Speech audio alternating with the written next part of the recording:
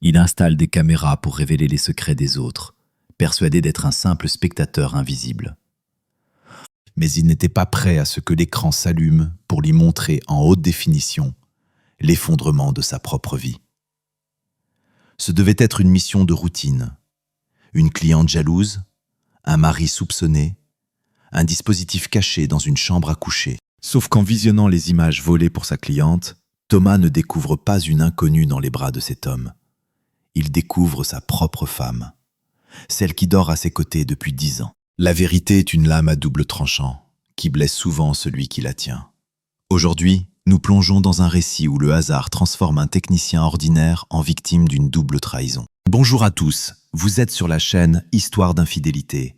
Dans les commentaires, écrivez de quelle ville vous nous regardez et quel temps il fait dans votre rue. Installez-vous bien, car la confrontation finale ne se passera pas comme vous l'imaginez.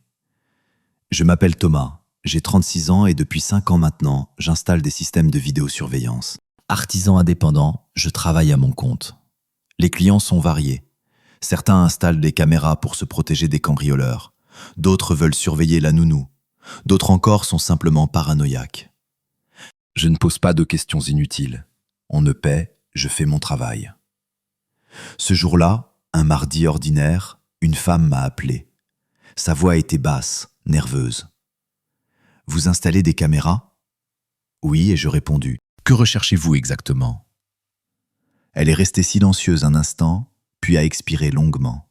« J'ai besoin d'installer une caméra cachée dans la chambre pour que mon mari ne la remarque pas. » J'avais déjà entendu ce genre de demande. Habituellement, ce sont des épouses qui soupçonnent leur mari d'infidélité ou au contraire, des maris qui ne font pas confiance à leur femme. Quand cela vous arrange-t-il ? Demain matin, mon mari part travailler à 9 h. Venez vers 10 h. Elle m'a dicté l'adresse. Un bon quartier, pas loin du centre. J'ai noté, donné mon tarif. Elle a accepté sans négocier. Une seule condition, a-t-elle ajouté. Pas un mot à personne, même pas à mon mari, si jamais vous le croisez. La confidentialité fait partie de mon métier, l'ai-je rassuré. Le lendemain matin, je suis arrivé à l'adresse indiquée. Un immeuble banal, 5 étages, une cage d'escalier propre. Je suis monté au 3e étage et j'ai sonné. Une femme d'environ 35 ans a ouvert. Cheveux blonds, visage fatigué, cernes sombres sous les yeux. On voyait qu'elle ne dormait plus la nuit. « Vous êtes Thomas ?»« Oui, entrez vite. » Elle m'a fait entrer dans l'appartement et a immédiatement verrouillé toutes les serrures derrière moi. Appartement classique, couloir, salon, chambre, cuisine. Tout était propre, bien rangé, mais on sentait une tension dans l'air. La caméra doit être dans la chambre, a-t-elle dit en le guidant le long du couloir, de façon à voir l'entrée et le lit, et qu'elle soit impossible à repérer.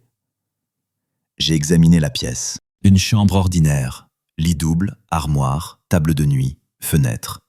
Au-dessus du lit était fixée une étagère avec des livres et des cadres photos. Je peux dissimuler la caméra ici, et j'indiquais en montrant le détecteur de fumée au plafond. Je la camouflerai dans le boîtier, personne ne la remarquera. Elle a hoché la tête. Faites-le. J'ai travaillé rapidement.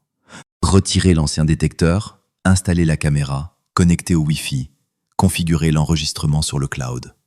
En une demi-heure, tout était prêt.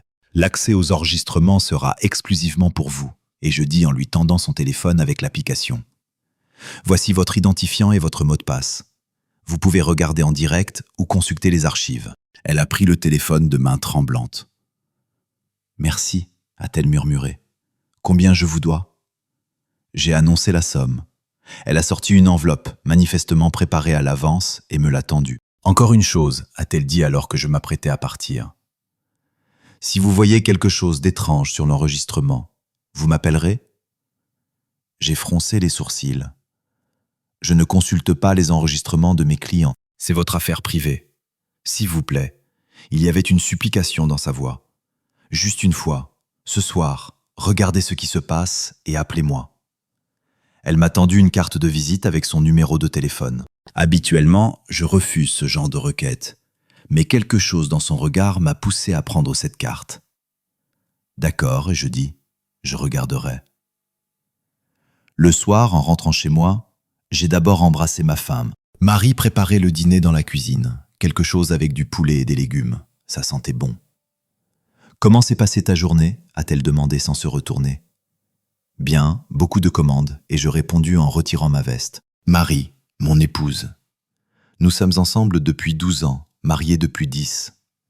Nous nous sommes rencontrés à l'université. Nous nous sommes mariés juste après le diplôme. Elle travaille comme comptable dans une petite entreprise. Moi, je suis technicien en caméra. Une vie ordinaire, ni riche ni pauvre. Nous avons notre appartement, une voiture. L'été, nous partons à la mer. Pas d'enfants pour l'instant, ça ne marche pas. Mais nous ne perdons pas espoir. J'ai toujours pensé que tout allait bien entre nous, que nous formions un couple solide. » Après le dîner, Marie s'est installée pour regarder une série et je suis passé dans le bureau, une petite pièce où se trouve mon plan de travail avec l'ordinateur. C'est ici que je monte les enregistrements, que je configure le matériel, que je communique avec les clients. J'ai sorti la carte de visite que la femme m'avait donnée le matin. Aucun nom dessus, seulement un numéro de téléphone. J'ai ouvert l'ordinateur portable, me suis connecté au stockage cloud sous son compte, entré l'identifiant et le mot de passe que j'avais configuré le matin. L'enregistrement de la caméra de la chambre est apparu à l'écran. L'heure affichée, 10h47. J'avais quitté l'appartement à 10h40, 7 minutes après mon départ. Au début, rien ne se passait. Une pièce vide, un lit fait, le silence. Puis à 11h15, la porte de la chambre s'est ouverte.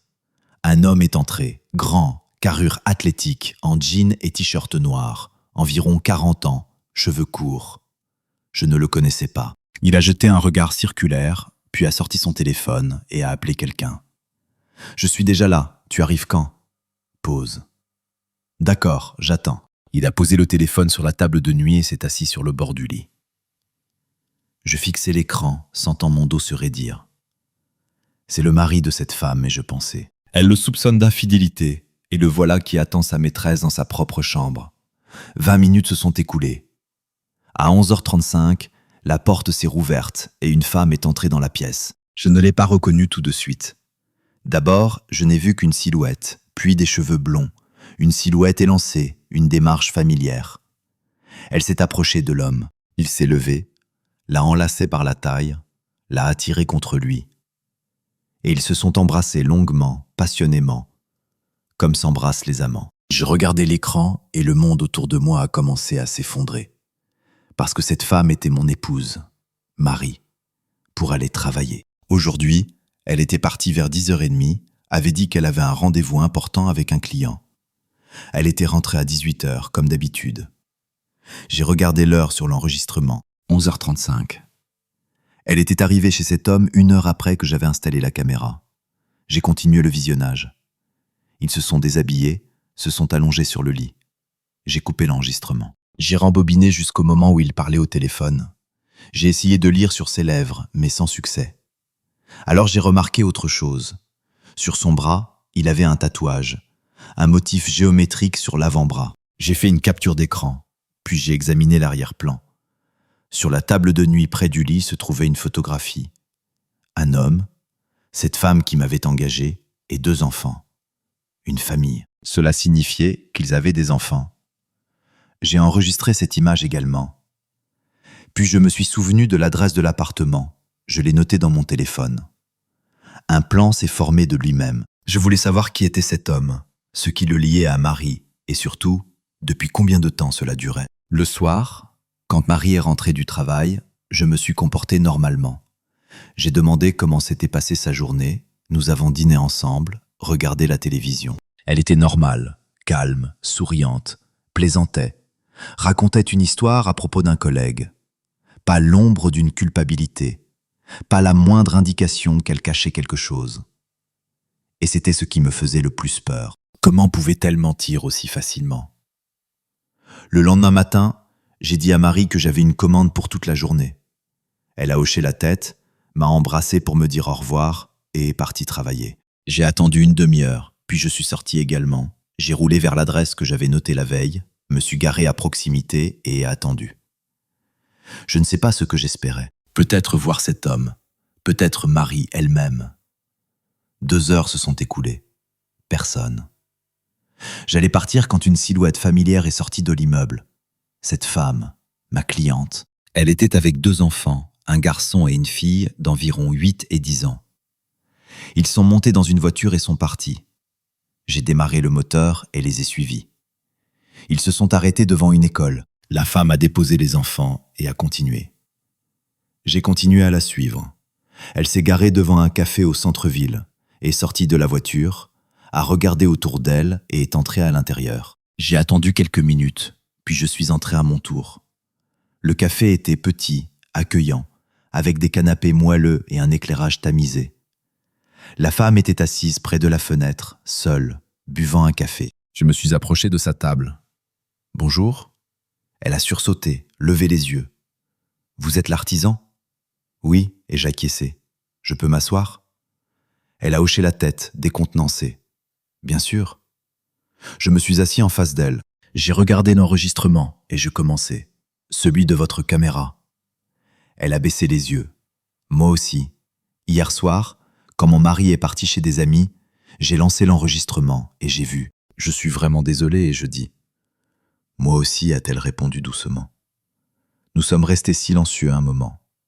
« Comment s'appelle-t-il » et je demandai. « Votre mari ?»« Pierre » a-t-elle répondu. « Pourquoi ?» Simple curiosité. J'ai sorti mon téléphone et lui ai montré la capture d'écran de l'homme. « C'est lui ?» Elle a hoché la tête. « Oui, c'est mon mari. »« Et vous connaissez cette femme ?» et je demandai en montrant l'image de Marie. Elle a regardé l'écran et a froncé les sourcils. « Non, je ne l'ai jamais vue. »« Pourquoi cette question ?» J'ai inspiré profondément. Parce que c'est ma femme. Elle s'est figée, m'a fixé. Quoi ? La femme sur l'enregistrement, c'est mon épouse, Marie. Nous sommes mariés depuis 10 ans. Son visage a pâli. Vous êtes sérieux ? Absolument. Elle s'est adossée à sa chaise, s'est couvert le visage de ses mains. Mon Dieu, quel cauchemar. Nous sommes restés assis en silence. Puis elle a demandé « Vous le saviez, avant de regarder l'enregistrement ?» Non. Et je secouai la tête. Je n'en avais aucune idée. Moi non plus, a-t-elle murmuré, même si je me doutais de quelque chose. Ces 6 derniers mois, Pierre est devenu différent, froid, distant. Il rentrait constamment en retard du travail, il partait en déplacement. Je sentais que quelque chose n'allait pas, mais il niait tout. Depuis combien de temps cela dure, ai-je demandé. Elle a haussé les épaules. Je ne sais pas, peut-être 6 mois, peut-être plus. 6 mois. Cela signifiait que Marie me trompait depuis au moins 6 mois. J'ai serré les poings sous la table. « Qu'allez-vous faire ?» a demandé la femme. Je ne sais pas, et je répondis honnêtement. « Moi, je vais divorcer » a-t-elle dit fermement. Je ne peux pas pardonner la trahison, surtout avec les enfants. J'ai hoché la tête. Nous avons encore un peu parlé, échangé nos numéros de téléphone et nous nous sommes séparés. Les jours suivants, j'ai vécu comme dans le brouillard. Le matin, je me réveillais, prenais le petit déjeuner avec Marie, elle partait travailler. Je m'installais devant l'ordinateur portable et ouvrais l'enregistrement de cette caméra. Chaque jour, la même chose. À 9h30, Pierre entrait dans l'appartement. 20 minutes plus tard arrivait Marie. Ils s'embrassaient, se déshabillaient, s'allongeaient sur le lit. Vers 13h, Marie partait. Pierre restait encore une dizaine de minutes, puis repartait lui aussi. Chaque jour de semaine, comme sur un calendrier. Je regardais ces enregistrements et sentais quelque chose se briser à l'intérieur. Ce n'était pas juste une liaison occasionnelle. C'était une relation, une vraie, durable, réfléchie. Ils avaient même leur propre emploi du temps. Le soir, Marie rentrait à la maison, me souriait, demandait comment s'était passée ma journée. Nous dînions ensemble, regardions des films, nous couchions. Et chaque fois qu'elle me touchait, je me souvenais que quelques heures plus tôt, elle était dans les bras d'un autre homme. Je ne pouvais plus continuer ainsi. J'avais besoin de réponses. Vendredi soir, quand Marie est rentrée du travail, je l'ai accueillie à la porte. « Il faut qu'on parle. » Elle m'a regardé avec surprise. « De quoi ?»« Asseyons-nous. » Nous sommes passés dans le salon. Je me suis assis sur le canapé, elle en face dans le fauteuil. « Qu'est-ce qui se passe, Thomas ?» a-t-elle demandé. Et dans sa voix, il y avait une inquiétude sincère. Je la regardais en me demandant comment elle faisait, comment elle mentait aussi facilement. Marie, et je commençai. Je veux te poser une question directement, et je te prie de répondre honnêtement. D'accord, a-t-elle hoché lentement la tête. Tu as quelqu'un d'autre? Elle s'est figée, son visage a pâli, ses yeux se sont agrandis. Quoi? A-t-elle soufflé. Tu as une liaison, et je répétais. Tu me trompes. Une pause, longue, lourde. Puis elle a ri, d'un rire forcé, nerveux. Thomas, de quoi tu parles? Quelle liaison? Tu es devenu fou? Ne me mens pas, et je dis doucement. S'il te plaît, assez de mensonges. Elle s'est levée du fauteuil. Je ne comprends pas ce qui se passe. Pourquoi tu me demandes ça soudainement? Quelqu'un t'a dit quelque chose? J'ai vu, et je dis. Elle s'est arrêtée. Vu? Qu'est-ce que tu as vu? J'ai sorti mon téléphone, ouvert l'enregistrement et tourné l'écran vers elle. Ça, sur l'écran apparaissait cette fameuse chambre. Pierre et Marie sur le lit. Marie regardait l'écran et je voyais son visage changer. D'abord le choc, puis l'horreur, puis le vide. D'où tu tiens ça? A-t-elle murmuré. J'ai installé une caméra dans cet appartement et je répondu. Sur commande de la femme de ton amant. Elle soupçonnait son mari d'infidélité et elle avait raison. Marie s'est effondrée dans le fauteuil, s'est couvert le visage de ses mains. Thomas, Depuis combien de temps? L'ai-je interrompu. Depuis combien de temps ça dure? Elle est restée silencieuse. Marie, et je haussai la voix. Je te demande depuis combien de temps? 8 mois, a-t-elle dit doucement. Presque 9. 9 mois. 9 mois qu'elle me mentait chaque jour, chaque nuit. Tu l'aimes? Ai-je demandé. Elle a levé les yeux vers moi. Ils étaient remplis de larmes. Je ne sais pas. Tu ne sais pas? J'ai presque crié. Tu couches avec un autre homme depuis 9 mois et tu ne sais pas si tu l'aimes? C'est compliqué, a-t-elle murmuré. Qu'est-ce qui est compliqué? Je me suis levé et me suis approché d'elle. Soit tu m'aimes, soit tu l'aimes.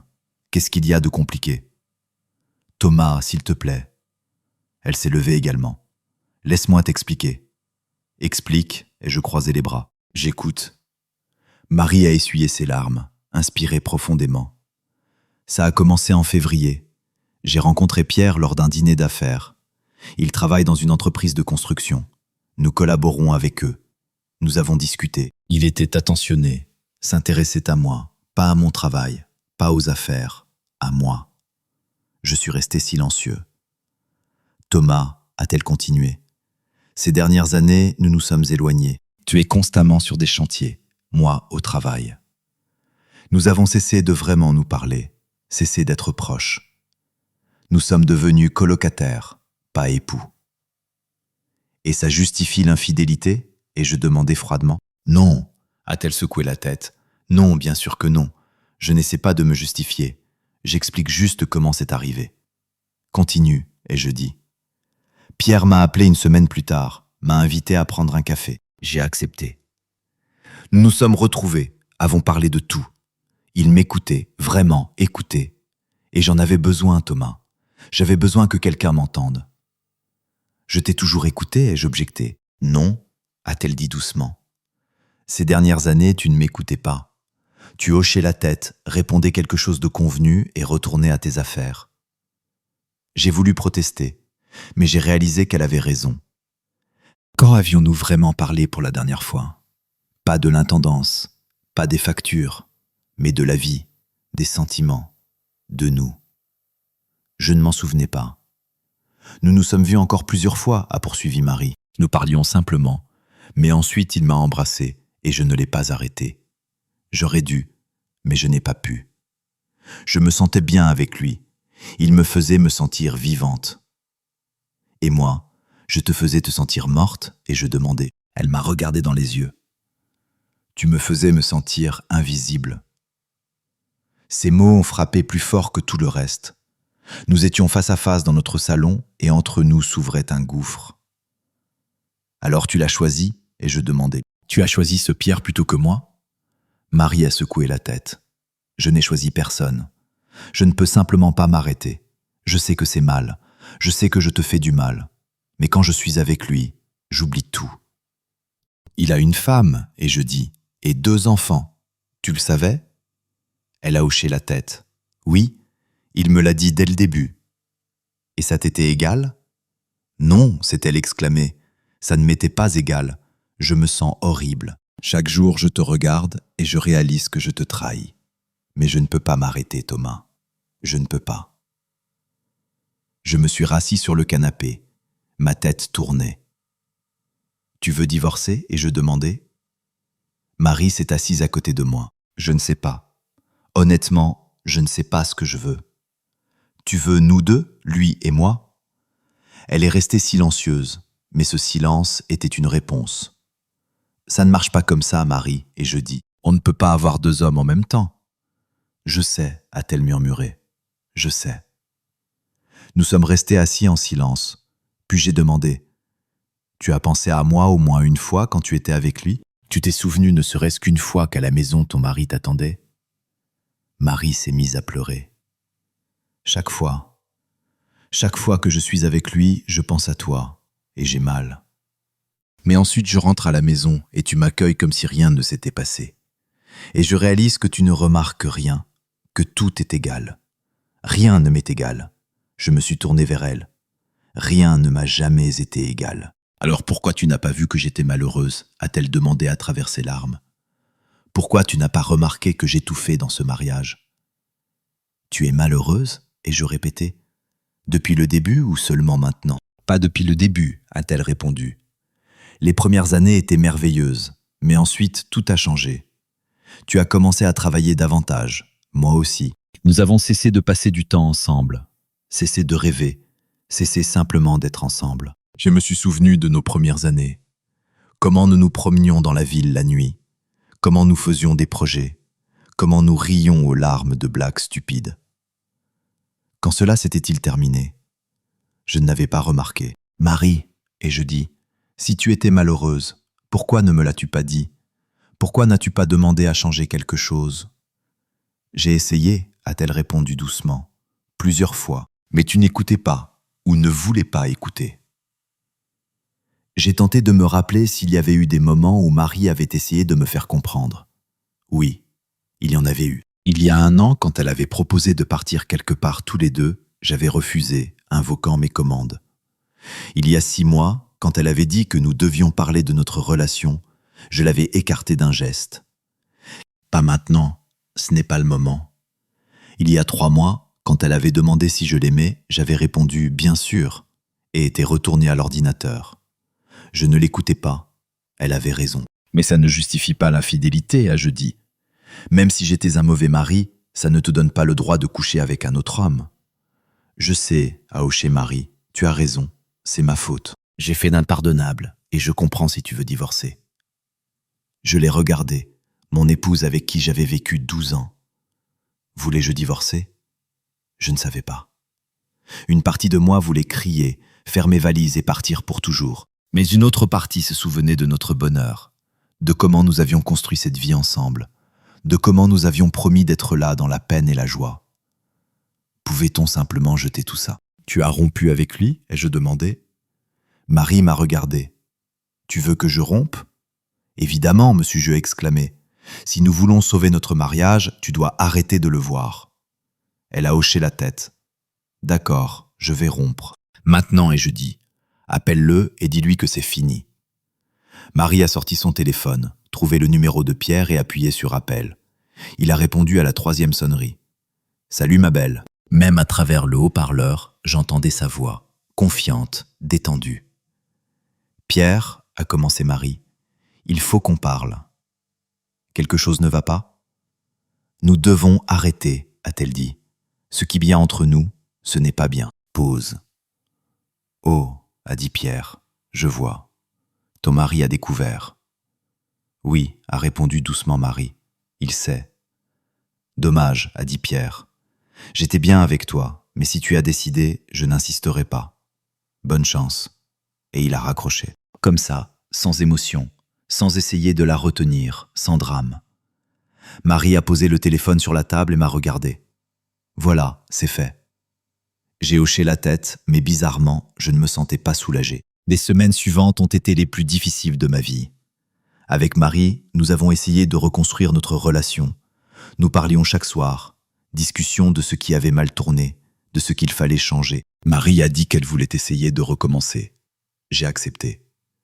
Nous sommes allés dîner dehors, comme dans les premières années de notre rencontre, avons regardé des films ensemble, essayer de passer plus de temps l'un avec l'autre. Mais chaque fois que je la regardais, je revoyais cet enregistrement, comment elle embrassait un autre homme, comment elle se déshabillait devant lui, comment elle se couchait avec lui dans ce lit.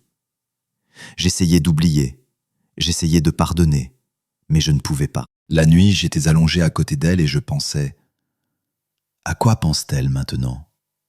À moi ou à lui ? Est-ce qu'il lui manque ? Regrette-t-elle d'avoir mis fin à leur relation ? » Un soir, pendant que Marie prenait sa douche, j'ai pris son téléphone. Je connaissais le code, elle ne l'avait jamais changé. J'ai ouvert la messagerie, trouvé la conversation avec Pierre. Le dernier message venait de lui, 2 semaines auparavant. « Tu es sûr de vouloir arrêter ? Je pense qu'on pourrait continuer. » Marie n'avait pas répondu, mais elle ne l'avait pas supprimé de ses contacts non plus. J'ai fait défiler la conversation plus haut. Des mois de messages, des centaines de phrases. « Tu me manques. J'ai hâte à notre rencontre de demain. Tu es la plus belle femme que je connaisse. J'aimerais rester avec toi pour toujours. » Je lisais ces mots et sentais quelque chose se briser à nouveau à l'intérieur. Elle l'aimait. Elle ne se l'avouait peut-être pas, mais elle l'aimait. J'ai refermé le téléphone et l'ai reposé. Quand Marie est sortie de la salle de bain, j'ai demandé « Tu as supprimé son numéro ?» Elle s'est figée. « Pas encore. » « Pourquoi ? » ?»« Je ne sais pas, a-t-elle répondu honnêtement. « Je n'arrive pas à m'y résoudre. » »« Tu penses encore à lui ?» Pause. « Parfois, a-t-elle murmuré. J'ai hoché la tête et suis sorti de la pièce. Cette nuit-là, j'ai dormi sur le canapé. Le lendemain, cette femme m'a appelé, l'épouse de Pierre. Elle s'appelait Julie. « Thomas, a-t-elle dit, je voulais vous remercier. » « Pourquoi ?» me suis-je étonné. « Pour la vérité. Sans vous, je vivrais encore dans l'ignorance. » J'ai demandé le divorce. Dans 1 mois, tout sera finalisé. « Comment vous sentez-vous » ai-je demandé. « Mieux que je ne l'espérais » a-t-elle répondu. Les premiers jours ont été difficiles, mais ensuite, j'ai compris que je me sentais plus légère. Vous savez, comme si un poids était tombé de mes épaules. Plus besoin de prétendre que tout va bien. Et les enfants ? Je leur ai tout expliqué. Ils sont grands, ils comprennent. Bien sûr, c'est dur, mais on s'en sortira. Nous sommes restés silencieux. Et vous, a demandé Julie, vous avez pardonné à votre femme ? J'essaie, ai-je répondu, mais je n'y arrive pas. Ne vous torturez pas, a-t-elle dit. Si vous ne pouvez pas pardonner, ce n'est pas grave, vous avez le droit de faire votre choix. Mais je l'aime, ai-je avoué. L'amour n'est pas une raison pour supporter la trahison, a dit doucement Julie. S'aimer soi-même, c'est important aussi. Nous nous sommes dit au revoir et j'ai longuement réfléchi à ces paroles. S'aimer soi-même. J'avais oublié ce que cela signifiait. Le soir, j'ai rouvert l'enregistrement de cette caméra. Je ne sais pas pourquoi. Peut-être étais-je masochiste. J'ai avancé jusqu'au dernier jour, celui où Marie et Pierre avaient été ensemble pour la dernière fois. C'était la veille du jour où elle avait rompu avec lui. Ils étaient allongés dans le lit après. Pierre caressait ses cheveux, disait quelque chose. Marie riait. Je ne l'avais pas vue aussi heureuse depuis longtemps. Pas avec moi. Et alors j'ai compris. Elle ne voulait pas mettre fin à sa relation avec Pierre. Elle l'avait fait seulement parce que j'avais découvert, parce que je l'y avais forcé, mais elle l'aimait toujours. Peut-être même plus qu'elle ne m'aimait. J'ai fermé l'ordinateur. Il fallait prendre une décision. Le samedi matin, je me suis réveillé les idées claires. Marie dormait encore. Je me suis habillé, suis sorti de l'appartement et ai roulé vers le lac, là où j'étais allé la première fois après avoir découvert l'infidélité. Je me suis assis sur un banc près de l'eau et ai simplement regardé les vagues. Je devais répondre honnêtement à cette question. Voulais-je continuer ce mariage ? J'aimais Marie, c'était vrai. Mais l'amour suffisait-il pour pardonner la trahison ? Et surtout, pourrais-je un jour lui refaire confiance ? J'ai imaginé notre avenir, les années à venir. Chaque fois qu'elle rentrerait tard du travail, je me demanderais si elle n'était pas avec lui. Chaque fois qu'elle regarderait son téléphone en souriant, je me poserais la question, qui lui écrit ? Ce n'était pas une vie, c'était une prison pour nous deux. J'ai sorti mon téléphone et appelé Julie.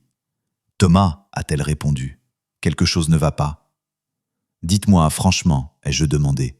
« Vous regrettez d'avoir demandé le divorce ?» Elle est restée silencieuse un instant. « Non, pas une seconde. Je regrette seulement de ne pas l'avoir fait plus tôt. »« Vous n'avez pas peur ?» ai-je demandé. « Recommencer sa vie seule avec les enfants, c'est effrayant » a-t-elle répondu honnêtement. « Très. Mais vous savez quoi ? J'avais encore plus peur de rester, de vivre avec quelqu'un qui m'avait trahi, de faire semblant que tout allait bien. Ce n'est pas une vie, Thomas, c'est une mort lente. Merci, ai-je dit. Vous m'avez beaucoup aidé. Bonne chance, a-t-elle dit. Quelle que soit la décision que vous prenez, qu'elle soit la bonne pour vous. J'ai raccroché. La décision était prise. Je suis rentré à la maison vers midi. Marie était dans la cuisine, préparait quelque chose. Thomas, s'est-elle réjouie, tu es rentré ? Je fais ton plat préféré, des lasagnes. Je me suis assis à table. Marie, il faut qu'on parle. Elle s'est figée, tenant une cuillère dans sa main. Encore ? Oui, ai-je hoché la tête, une dernière fois. Elle a posé la cuillère, s'est essuyé les mains et s'est assise en face. Je t'écoute. J'ai beaucoup réfléchi, ai-je commencé, à nous, à ce qui s'est passé, à notre avenir. Elle restait silencieuse, attendait. Et j'ai compris que je ne peux pas, ai-je continué. Je ne peux pas pardonner, je ne peux pas oublier. Chaque fois que je te regarde, je revois cet enregistrement et ça me tue. Les yeux de Marie se sont remplis de larmes. Thomas, laisse-moi finir, ai-je demandé, s'il te plaît. Elle a hoché la tête. Je t'aime, ai-je dit, vraiment. Mais l'amour ne suffit pas. J'ai besoin de confiance et elle n'est plus là. Et je ne pense pas qu'elle reviendra un jour. Je peux essayer de la regagner, a-t-elle dit à travers ses larmes. Je ferai tout ce qu'il faut. Tu ne peux pas, ai-je secoué la tête. Parce que chaque fois que tu sortiras de la maison, je me demanderai si tu ne vas pas le retrouver. Chaque fois que tu regarderas ton téléphone, je te suspecterai. Ce n'est pas une vie, Marie, c'est de la paranoïa. Elle a pleuré plus fort. Je ne le contacterai plus jamais, je te le promets. Je te crois et je dis, mais ce n'est pas ça le problème. Le problème, c'est que tu voulais le contacter, que tu penses encore à lui, qu'une partie de toi regrette d'avoir mis fin à cette relation.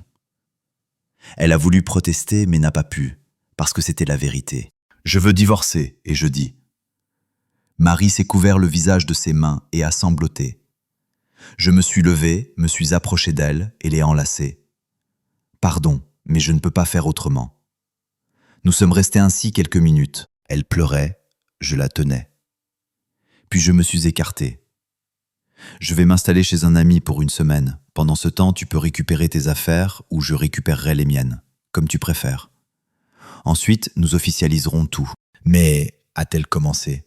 Mais je l'ai interrompue. Non, Marie, la décision est prise. J'ai pris ma veste et suis sorti de l'appartement. Sur le palier, je me suis arrêté, me suis appuyé contre le mur et ai inspiré profondément. Ça faisait mal, très mal, mais c'était juste. J'ai passé une semaine chez mon ami Lucas, lui ai tout raconté. Il a écouté sans m'interrompre, puis a dit « Tu as bien fait. À ta place, je n'aurais pas pu prendre une telle décision. » Il n'y avait pas d'autre issue, ai-je répondu. « Si, il y en avait une, a objecté Lucas. Tu aurais pu rester, tu aurais pu pardonner, tu aurais pu faire comme si rien ne s'était passé. Beaucoup le font, mais tu as choisi le respect de toi-même. Ça vaut beaucoup. » Peut-être avait-il raison. Durant cette semaine, Marie m'a écrit plusieurs fois, demandant à nous voir, à parler encore une fois, à lui donner une chance. Je ne répondais pas. C'était trop douloureux. Le dimanche, je suis rentré chez moi. L'appartement était vide. Marie avait pris ses affaires et était partie chez ses parents. Sur la table de la cuisine se trouvait une lettre. Je l'ai ouverte. « Thomas, je sais que tu ne veux pas me parler et je comprends pourquoi. Mais j'ai besoin d'écrire ceci, ne serait-ce que pour moi-même. Je regrette plus que tu ne peux l'imaginer. J'ai détruit notre famille, trahi ta confiance, t'ai fait du mal. Et aucun mot ne peut réparer ça. Tu avais raison sur tout ce que tu as dit. Je pensais effectivement à Pierre. Je regrettais effectivement d'avoir mis fin à notre relation. Pas parce que je ne t'aime pas, mais parce que j'étais perdu. Ces dernières années, je me sentais seul à tes côtés, Et c'est terrible, être seul à côté de quelqu'un qu'on aime. Je ne savais pas comment te le dire, comment te faire comprendre. Et puis Pierre est apparu, et il m'écoutait et ne voyait. Je me suis sentie vivante pour la première fois depuis longtemps. Mais ce n'est pas une excuse. J'aurais dû te parler. J'aurais dû me battre pour notre mariage. Au lieu de ça, je me suis réfugié dans les bras d'un autre. Je ne demande pas pardon. Je sais que je ne le mérite pas. Je veux juste que tu saches, je t'aime. Je t'ai toujours aimé, même quand j'étais avec lui. Je regrette d'avoir compris ça trop tard. Adieu, Thomas. Sois heureux. Marie. J'ai replié la lettre et l'ai reposée sur la table. Puis j'ai sorti mon téléphone et supprimé tous les enregistrements de cette caméra. Je n'avais plus besoin de les regarder. Le divorce a été finalisé 2 mois plus tard. Tout s'est passé rapidement et discrètement. Nous avons partagé les biens, signé les papiers. J'ai vu Marie pour la dernière fois au tribunal. Elle avait l'air fatiguée, mais calme. « Comment vas-tu » a-t-elle demandé. « Bien » ai-je répondu. « Et toi ?»« Pareil. » Elle est restée silencieuse un instant. « Tu es avec quelqu'un ?»« Non » et je secouai la tête. « Pas encore. Et toi ?» Elle a baissé les yeux.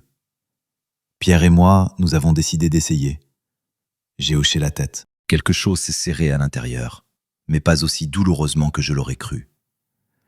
Je vois et je dis, « J'espère que ça marchera pour vous. » « Merci, a-t-elle répondu doucement. « Pardonne-moi, Thomas. » Je t'ai pardonné et je répondu. Je ne pouvais simplement pas rester. Nous nous sommes dit au revoir. Elle est partie la première. Je suis resté dans le couloir du tribunal en me demandant pourquoi je n'avais pas mal. Peut-être parce que je l'avais déjà laissé partir au moment où j'avais pris la décision du divorce. Ou parce que j'avais compris que parfois l'amour ne suffit pas. Parfois il faut quelque chose de plus. La confiance, le respect, l'honnêteté. Et quand cela manque, il ne reste qu'à laisser partir. Une année s'est écoulée. Je continue d'installer des caméras. Je travaille toujours à mon compte, mais quelque chose a changé. Je ne prends plus de commandes pour des caméras cachées dans les chambres. Je ne veux plus retomber dans le même piège. Julie, l'épouse de Pierre, est devenue mon amie. Nous nous voyons parfois, prenons un café, discutons. Elle a trouvé un nouvel emploi. Les enfants se sont habitués à leur nouvelle vie. Elle est heureuse, du moins c'est ce qu'elle dit. Et moi, j'ai appris à être seul, et ce n'était pas aussi effrayant que je le pensais. Les premiers mois ont été difficiles. Je rentrais dans un appartement vide, et le silence pesait sur moi. J'étais habitué à ce que Marie m'accueille, à ce que nous dînions ensemble, à sentir simplement une présence à mes côtés. Puis j'ai commencé à remplir cet espace par moi-même. Je me suis inscrit à la salle de sport. J'ai recommencé à lire ces livres pour lesquels je n'avais jamais le temps. Je suis parti voyager seul, juste comme ça, sans plan précis. Je me redécouvrais et j'ai compris que ces dernières années, j'avais oublié qui j'étais. Je n'étais plus que le mari de Marie, le type des caméras, mais plus Thomas. Maintenant, je suis de nouveau Thomas. Il y a quelques mois, j'ai rencontré une femme, elle s'appelle Chloé. Nous nous sommes croisés dans une librairie. Je cherchais un polar. Elle m'a aidé à choisir. Nous avons échangé nos numéros, commencé à nous écrire, puis à nous voir. Ce n'est rien de très sérieux pour l'instant. Mais je me sens bien avec elle.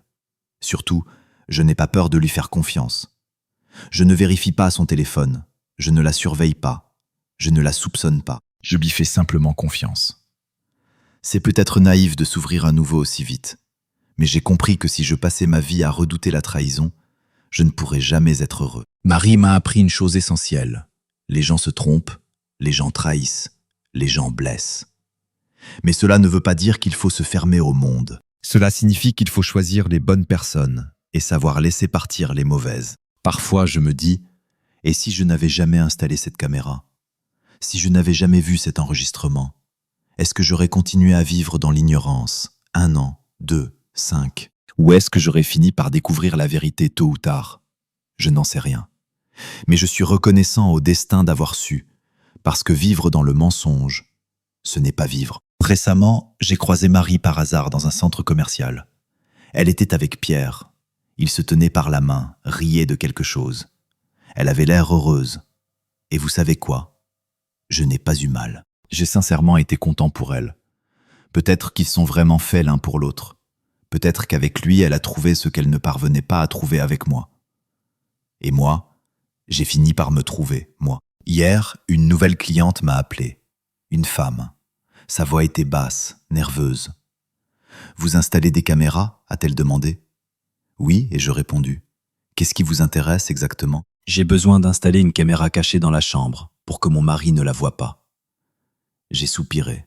« Je suis désolé, je dis, mais je ne pose plus de caméra cachée dans les pièces intimes. »« Je peux vous recommander quelqu'un d'autre. »« Pourquoi ?» s'est-elle étonnée. « C'est une longue histoire, et je répondu. Croyez-moi simplement sur parole. Parfois, la vérité que vous allez découvrir changera votre vie à jamais, et rien ne garantit que vous serez prête à l'affronter. » Elle est restée silencieuse un moment. « Mais je dois savoir, » a-t-elle murmuré. « Alors parlez à votre mari, lui ai-je conseillé. Directement, honnêtement, sans caméra. Les caméras vous montreront des faits, mais elles ne vous diront pas pourquoi. Et parfois, les raisons comptent plus que les faits. « Merci, » a-t-elle répondu doucement. « Je vais y réfléchir. » J'ai raccroché et j'ai regardé par la fenêtre. Cette dernière année m'a appris beaucoup de choses. J'ai compris que la tromperie n'est pas toujours seulement de la méchanceté pure. Parfois, c'est la conséquence du fait que deux personnes ont cessé de s'écouter. J'ai compris que le pardon n'est pas une faiblesse, mais que pardonner sans confiance, c'est se mentir à soi-même. J'ai compris qu'il est plus important de s'aimer soi-même que de s'accrocher à une relation qui nous détruit. Et surtout, j'ai compris que la vie ne s'arrête pas après un divorce. Elle devient simplement différente, parfois même meilleure. Ce soir, j'ai rendez-vous avec Chloé. Nous allons au cinéma puis au restaurant. Pour la première fois depuis 1 an, je me suis acheté une nouvelle chemise. Je me suis rasé de près. J'ai même mis un peu de parfum. Je suis nerveux, mais c'est une nervosité agréable. Celle de quelqu'un qui est prêt à ouvrir à nouveau son cœur, qui n'a plus peur de prendre le risque, qui a compris que le passé est une leçon, pas une condamnation. Je suis sorti de chez moi, je suis monté dans ma voiture et je suis parti. Devant moi s'ouvrait un nouveau chapitre de ma vie, et cette fois, j'étais prêt à l'écrire moi-même.